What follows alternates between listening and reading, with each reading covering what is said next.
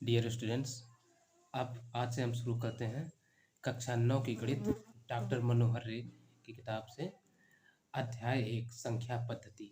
और ये बारी से क्रमशः आप इसके प्रत्येक वीडियोस देखते चलेंगे।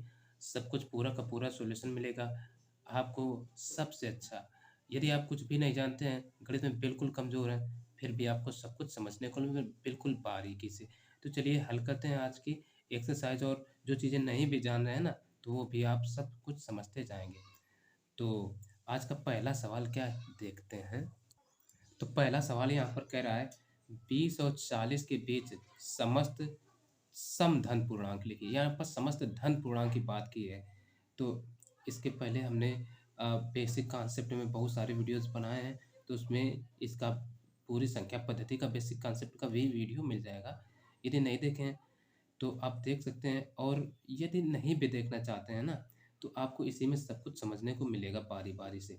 तो सबसे पहले यदि हम बात करें कि 20 और 40 के समस्त धन पूर्णांक की, तो वो होंगे क्या?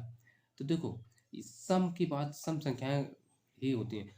पूर्णांक क्या होते हैं, यानी जैसे पूर्णांक होते हैं पूर्ण संख्याओं में, यदि हम प्राकृत संख्याओं के ऋणात्मक और शामिल करें तो वो पूर्णांक बनते हैं। तो इसलिए ये जो है ना, 20 और 40 के बीच के सम धन पूर्णांक हो जाएंगे हमारे 22।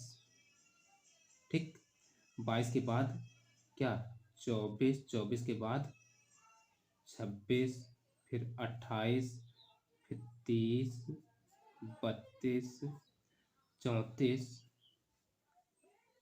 के बाद 36, और ये 38। ये हो जाएंगे इसके आंसर। ठीक है ना। ज़्यादा समय बचाइए, ये बहुत ही छोटे सवाल है ना, इनमें समय ज़्यादा नहीं गंवाना है। अब जो अगला सवाल है, कह रहा है 1 से 10 तक अभाज्य धन पूर्णांक लिखिए। तो यानी अभाज्य धन पूर्णांक, तो हम लिख सकते हैं 1 से 10 तक के अभाज्य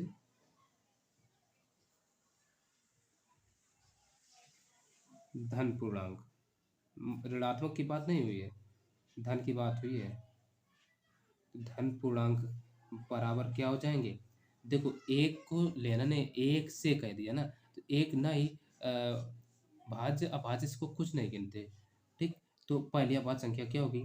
तो नहीं, यहाँ पर हाँ धन पूर्णांक की केवल बात करिए ना, तो एक तो 2 हो जाएगा, दूसरा 3, फिर 5 और 7। अब 9 वगैरह ये नहीं आए, क्यों? क्योंकि 9 में 3 का भाग चला जाता है। और 2 इकलौती ऐसी संख्या है जो कि अभाज्य है, और 2 और 3 इकलौती ऐसी संख्याएं हैं, या ऐसे अभाज्य संख्याएं जो कि लगातार आती हैं, बाकी सभी न सभी 1, 2, 3 या किसी न किसी गैप के बीच अंतराल के बाद आएंगे। तो ये एक फैक्ट है। ठीक, तो इसको याद रखिए। अब देखो अगला जो सवाल है, क्या कह रहा है, 2a+1 का क्रमानुयायी पूर्णांक बताइए। क्रमानुयायी का मतलब हुआ क्रम से आने वाला।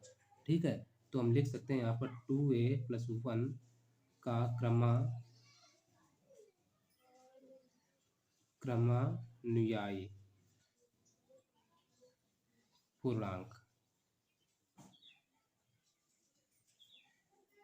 बराबर क्या हो जाएगा? देख, जैसे अभी क्या लिखा है, 2a+1 लिखा है, तो इसको एज इट इज लिखेंगे 2a+1। अब इसी में एक और ऐड करेंगे, तभी तो जैसे हम मान लें दो दो में एक और करो तो अगली संख्या 3 आती है ना, तो इसी प्रकार से ये +1 हो जाएगा बराबर, यहाँ क्या आ जाएगा, 2a प्लस का 2, ये आ जाएगा। अब देखते हैं अगला सवाल। अगला यहाँ पर क्या कह रहा है, 2/3 का योगात्मक प्रतिलोम ज्ञात कीजिए। तो जब भी बात करें ना प्रतिलोम की, तो प्रतिलोम का अर्थ समझ लो उल्टा, और योग का अर्थ क्या होता है, जोड़। ठीक, तो इसमें जोड़ का उल्टा क्या होगा, घटाना ही तो होगा ना। तो हम यही लिख सकते हैं, 2/3 का योगात्मक प्रतिलोम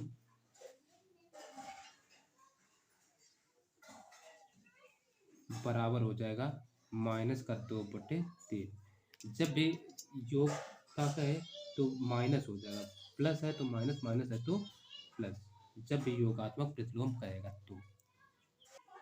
तो जब अगला सवाल है वो कह रहा है -5 का गुणात्मक प्रतिलोम लिखिए। तो प्रतिलोम का तो समझ गए ना, उल्टा होता है। तो जैसे -5 है ना, तो हम लिखेंगे -5 का गुणात्मक प्रतिलोम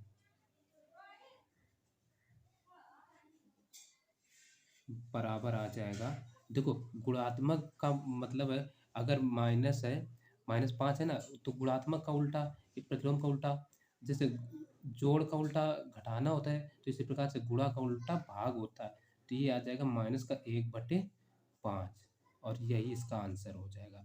ठीक है? तो गुणात्मक जब भी कह दे तो उसको भाग में लिखिए, जब भी योगात्मक कहे तो भाग में है, तो गुणा में है तो भाग में, ऐसा करके लिखना है बस। अब देखिए अगला सवाल छठवां क्या कह रहा है, P+Q और P-Q के योगात्मक प्रतिलोम लिखिए। यहाँ पर भी प्रतिलोम की ही बात कर दी। तो प्रतिलोम का अर्थ हम समझ गए, उल्टा होता है। तो यहाँ योगात्मक प्रतिलोम की बात तो ये, तो हम लिखेंगे P+Q का योगात्मक प्रतिलोम।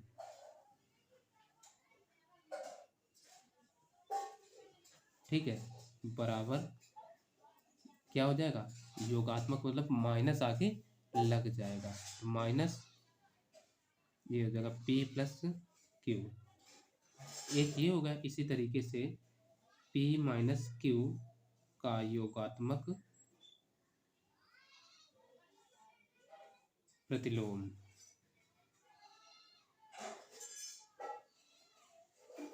बराबर, इसमें भी माइनस लग जाएगा, यानी ये हो जाएगा P-Q, और यही होगा इस सवाल के आंसर।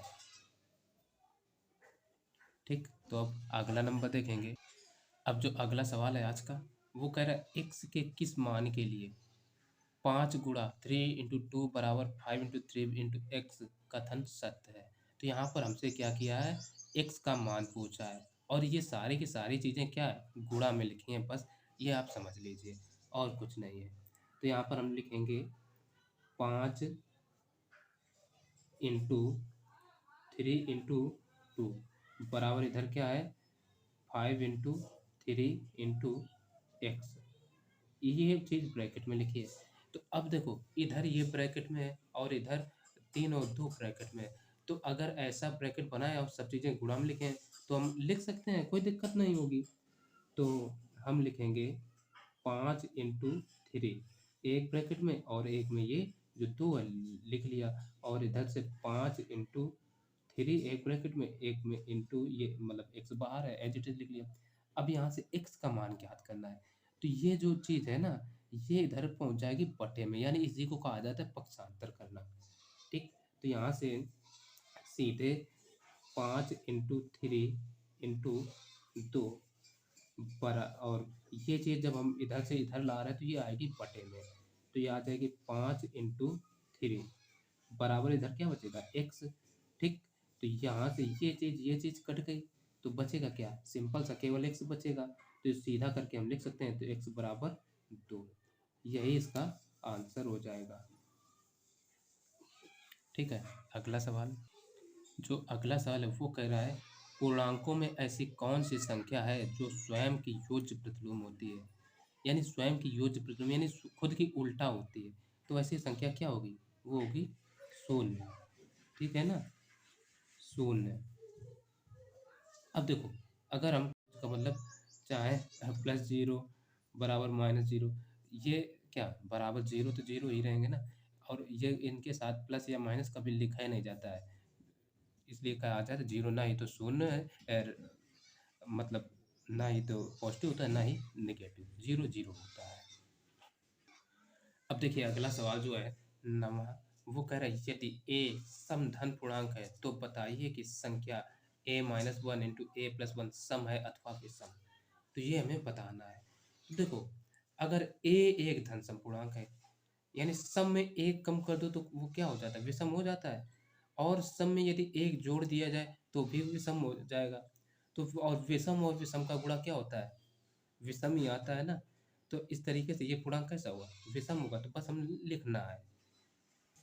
क्योंकि बस ये हमने क्या समझाने के लिए लिखा है, क्योंकि सम में एक घटाने पर विषम प्राप्त होता है तथा सम में एक जोड़ने पर भी विषम प्राप्त होता है।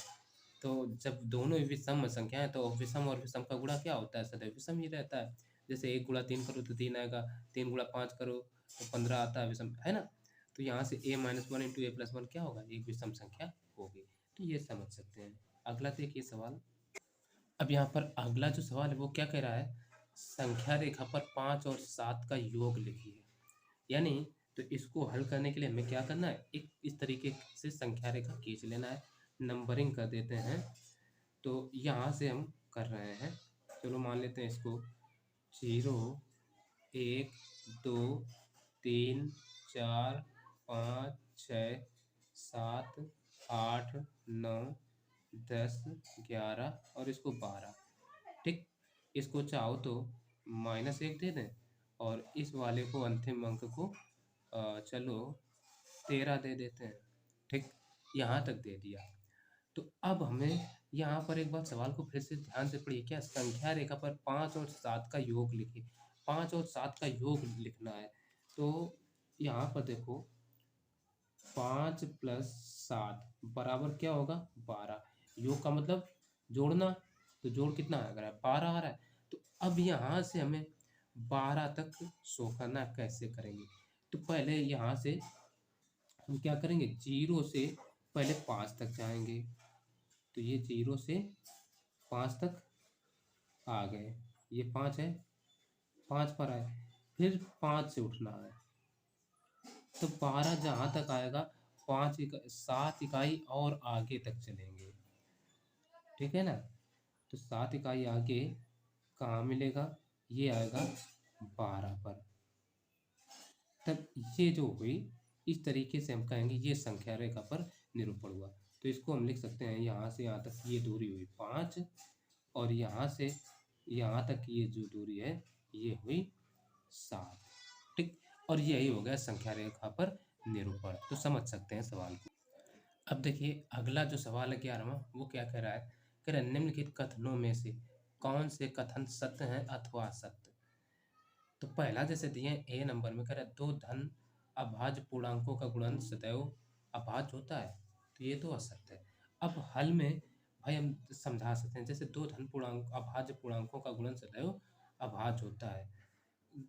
जैसे हम मान लेते हैं दो दो धन अभाज्य पूर्णांक, हमने जैसे लिखा 2 गुणा 5।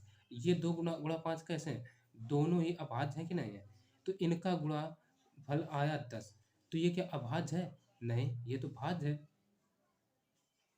ठीक, तो ये पहला कथन कैसा हुआ, पहला ये क्या हो गया, असत्य। यही हम समझा सकते हैं। ठीक, असत्य हो गया, यही हमने लिख दिया, ये तो समझाने के लिए केवल बता रहे हैं ना। अच्छा, बी नंबर देखो क्या कह रहा है, दो अभाज्य पूर्णांकों का योग सदैव अभाज्य होता है।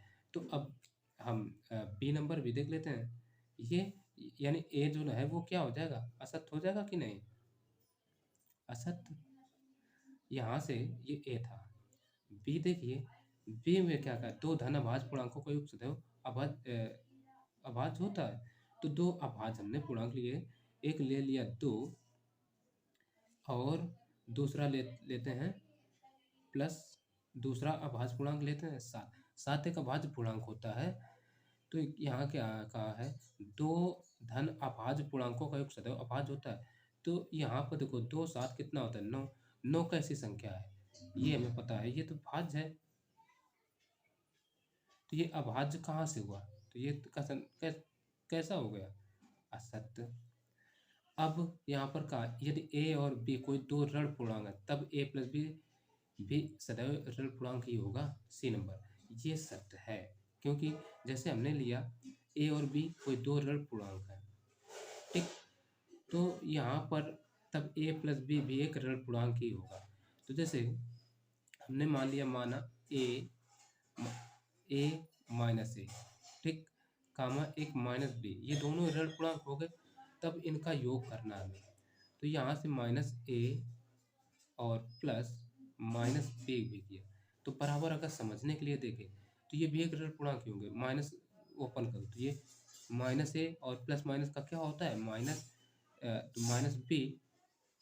तो अगर देखा जाए तो यहाँ से माइनस ब्रैकेट लेकर के पार आ जाएगा, तो ए प्लस बी, ये भी तो माइनस का ही होगा ना, तो ये कैसा हुआ, सत्य कथन हुआ कि नहीं, सत्य। तो यही नंबर सत्य है। अब इसका बी नंबर भी क्या होगा, असत्य, और ये सी वाला ही केवल होगा सत्य। ठीक, तो समझ सकते हैं। तो ये तो हमने केवल समझाने के लिए ऐसा किया है, बाकी कुछ खास मतलब इससे लेना देना नहीं है। तो अब देखते हैं अगला सवाल क्या है। अब देखिए अगला जो सवाल है 12वां, वो क्या कह रहा है, कहता है यदि a एक धन पूर्णांक है तो दिखाइए कि संख्या a into A plus one A plus two A plus three संख्या 24 से पूर्णतया विभाजित होगी। तो इसको समझते हैं, और ये इंपॉर्टेंट सवाल है, देखिए कैसे हल करेंगे। ठीक, तो यहाँ पर हम क्या करें, ए कोई धनात्मक पूर्णांक है ऐसा कहा है, तो हम ए बराबर ही मान लेते हैं। माना ए बराबर हम क्या करें, मान 1, 2, 3 और डॉट डॉट करके इसी तरीके से मान लेते हैं।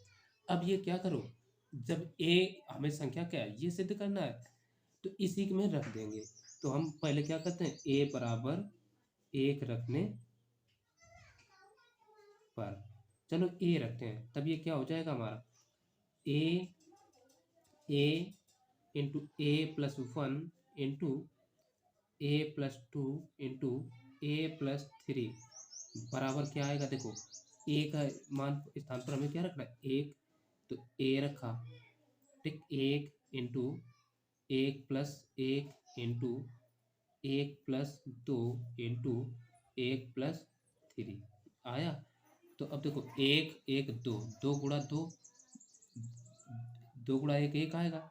अब यहाँ से या हम चलो लिख लेते हैं, वन इंटू वन वन रहेगा, वन इंटू ये क्या हो जाएगा, एक एक दो इंटू ये एक दो क्या हो जाएगा, तीन इंटू एक और तीन ये क्या हो जाएगा, चार। अब इनका गुणा कितना हो जाएगा, एक दूना दो, तीन छः चौको 24। अब ये तो हमें पता चला कि ये 24 आ गया, 24 से विभाजित है, तो हम यहाँ दिखा देंगे अभी बाद में। ठीक, अब ए बराबर क्या करते हैं, ए बराबर दो रखते हैं, ए बराबर दो रखने पर, तो दो रख देते हैं। तो यहाँ से क्या आएगा, ए into A plus one into A plus two into A plus three बराबर, तो देखो दो इंटू दो प्लस एक इंटू दो प्लस दो इंटू दो प्लस थ्री कितना आ जाएगा, दो। अब देखो दो एक तीन गुणा दो दो चार गुणा दो तीन पाँच। अब देखो दो तीन छः, छः पंचे 30 और तीन चौको 12, तो ये 120 आ गया। ये भी 20 से विभाजित 24 से विभाज्य है। अब इसी तरीके से ए बराबर 3 रख लेते हैं, तो ए बराबर 3 रखने पर, चलो रखो, तो ये क्या आ जाएगा, ए into A plus one into A plus two into A plus three बराबर, ए बराबर हमने क्या रखा, तीन, तो तीन इंटू तीन प्लस एक इंटू तीन प्लस दो इंटू तीन प्लस तीन, इस तरीके से आएगा। तो अब इनको लिखो, तीन गुणा तीन एक चार गुणा तीन एक दो, पाँच गुणा तीन तीन तीन होते हैं छः। ठीक, इसीलिए हमने इसको भाग देखा देखा, भाग नहीं जा रहा है। ठीक, तो यहाँ से क्या आएगा, ये तीन चौको 12, ठीक, या चार पंचे 20 टाइम 60 और छः रंग 6। ठीक, या ऐसे गुणा करा के देख लेते हैं, तो इन सब का गुणा आ जाएगा 360। ठीक है, तो हम लिख सकते हैं 360, तो 360 ये क्या होगा, ये सभी के सभी। अब यहीं से चेक कर सकते हो, देखो तीन दो तीन चार ये है, इसमें भी दो तीन चार है, और इसमें भी क्या, देखो चार, एक दो इससे हम निकाल सकते हैं, एक तीन ये दो तीन चार, ये सब में आ रहा है, तो इनका HCF क्या होगा, 24 आ जाएगा ना। तो ये सभी के सभी क्या होंगे, विभाजित होंगे। ठीक, हम लिख सकते हैं सभी 24 से विभाज्य है। यही प्रूव करना था, जो कि प्रूव हो गया। हम लिख देंगे प्रूव्ड। अब देख लेते हैं अगला सवाल। अब देखते हैं 13वां सवाल। 13वां सवाल क्या कह रहा है? यदि कह रहा है यदि ए एक सम धन पूर्णांक है और बी एक विषम धन पूर्णांक है, तो बताइए कि निम्नलिखित संख्याओं में कौन सम होंगी। तो संख्याएं भी देख लेते हैं। पहला संख्या लिख रहे हैं, तो संख्याएं जो है वो है A square B square A comma A plus B comma A into A plus B, नहीं A into B comma A into A plus one comma B into B plus one. ये संख्याएं हमें दे रखे हैं, तो इनमें बताना है कौन सी सम होंगी। तो हम यहाँ पर क्या करें, देखो समझने के लिए हम कुछ अलग तरीका ही अपनाएंगे ना, तभी तो समझ में आएगा। ए और बी ये क्या है? ए एक समपूर्णांक है और बी एक विषम धन पूर्णांक है। तो हम मान कर लेते हैं। तो यहाँ पर लिखेंगे माना ए बराबर हम मान लेते हैं 2 और बी बराबर मान लेते हैं 3, क्योंकि देखो ए एक धन समपूर्णांक है और बी एक विषम धन पूर्णांक है, तो ऐसे मान लिया। तब पहला क्या, ए स्क्वायर बराबर क्या हो जाएगा, ए का मान क्या है 2 है ना, तो 2 का स्क्वायर बराबर क्या हो जाएगा 4। ये कैसी संख्या है, सम है, पता चल गया ना। अब फिर क्या, बी स्क्वायर, बी क्या, बी का मान कितना माना है, बी बराबर 3 माना है, तो 3 का स्क्वायर कितना होता है 9। ये कैसा है, विषम। फिर अगली क्या है, ए प्लस बी, यानी ए प्लस बी, तो ए का मान 2 प्लस बी का मान 3, तो ये क्या आ जाएगा 5 आ जाएगा। ये कैसी संख्या है, विषम। अगली क्या, ए इंटू बी, यानी 2 गुणा, I am sorry, A into B बराबर 2 गुणा 3, चूंकि ए का मान 2 माना और बी का 3 माना है, तो रख देंगे, तो 2 तियाँ 6। कैसी संख्या है, सम। अच्छा अगली क्या, ए into A plus one, A into A plus one. जहाँ ब्रैकेट होता है ना, तो कुछ चिन्ह नहीं होता तो गुणा होता है, ध्यान रखिए। तो 2 इंटू 2 प्लस 1, तो ये कितना हो जाएगा 2 इंटू 2 प्लस 1 कितना 3, तो 2 तियाँ 6। ये कैसी संख्या है, सम। ठीक। अगली क्या है, B into B plus one, B into B plus one बराबर बी का मान कितना है 3 इंटू बी का मान फिर 3 है, तो 3 प्लस 1 कितना हो जाएगा 4, यानी 3 गुणा 4 बराबर 12। ये कैसी हो गई, सम। ठीक। तो हमने जो जो सम निकाली वो निकल आई, तो हम लिख सकते हैं अतः सम संख्याएं बराबर, अतः सम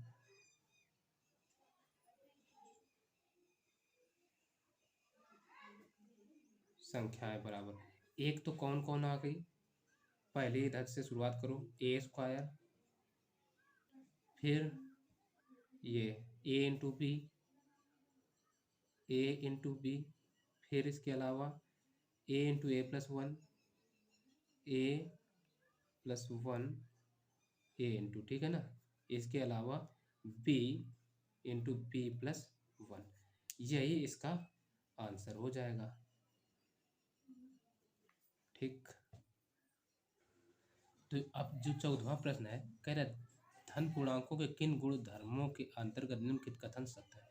तो यहाँ पर ए नंबर हमने अभी केवल नोट किया है और इसी को साथ साथ हल करते चलेंगे। अब बार बार करने से कौन करे, है ना। तो पहला जो है हम कह सकते हैं, ये जो है ये योग पर गुणा के वितरण नियमबद्ध सत्य है, लिख देते हैं। तो यहाँ पर हमने एक एक करके सबको लिख दिया है। ठीक है, हालांकि ये कुछ खास सवाल नहीं है, इससे प्रश्न में या बहुत ज़्यादा नहीं पूछे जाते। ठीक है, तो लेकिन अगला सवाल देख लेते हैं, तो ये आप पढ़ सकते हैं ऐसे डायरेक्टली। ठीक। अगला सवाल 15वां, जो अगला सवाल है उसमें क्या कह रहा है, कह रहा है संख्या रेखा पर -5 -2 0 1 2 और 5 को दर्शाइए। तो इनको हमें संख्या रेखा पर दर्शाना है, केवल दर्शाने को कहा है। तो हम क्या करते हैं, देखो सबसे पहले स्टार्टिंग कहाँ से हुई है, -5 से। ठीक। तो हम यहाँ से चलो ले लेते हैं, ये हो गया हमारा -5। फिर ये क्या होगा, -4, ये -3, ये -2, ये -1, ये 0, ये 1 2 3 4 और ये 5 हो जाएगा। ठीक, अब इनको हमें शो करना है। तो पहला -5, तो -5 कहाँ है, ये होगा। तो इसको कोई नाम दे दो आप, हम जैसे चलो इसको P कह देते हैं। फिर -2 को Q कह दे रहा है, ये Q हो गया -2। फिर ये क्या है, 0 को R कह दो। ठीक, ये R हो गया। ठीक है, ऐसा नीचे की ओर। फिर 1 को हम चलो A कह दे रहे हैं, ये A। फिर 2 को B कह देते हैं, ये 2B हो गए। और फिर 5 को C कह दे रहे हैं, ये C हो गया। तो ये इस तरीके से केवल हमें शो करना था और कुछ नहीं। ठीक, समझ सकते हैं। तो यहीं से ये जो एक्सरसाइज है वो एंड होती है। आगे के जो सवाल होंगे अगली एक्सरसाइज में हम आपको ज़रूर बताएंगे। ठीक, तो आगे की एक्सरसाइज को देखने के लिए आप चैनल पर बने रहें। और यदि अभी भी इस चैनल को सब्सक्राइब नहीं किए तो सब्सक्राइब ज़रूर कर लेना और बेल आइकन को ऑल पर प्रेस कर देना, ताकि जैसे ही मैं कोई नया वीडियो अपलोड करूँगा ना तो उसका नोटिफिकेशन आपको तुरंत मिल जाएगा। तो चलिए मिलते हैं फिर अगले वीडियो में, तब तक के लिए नमस्कार।